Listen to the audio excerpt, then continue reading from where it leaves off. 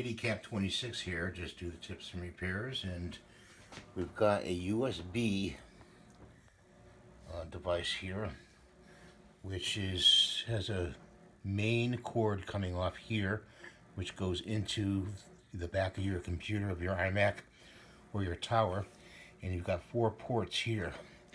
I've got this thing right here, which is actually, if I take it off, it's got like 4 ports on that, which I stick in the main component of that USB.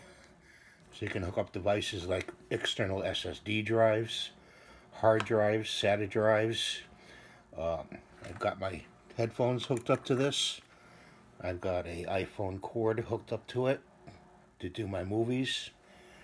And I just wanted to show you that so you know that that's on Amazon, I believe you can buy that.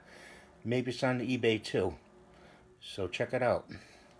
Thanks for watching. Have a great day. Please rate, subscribe, and ring the little bell.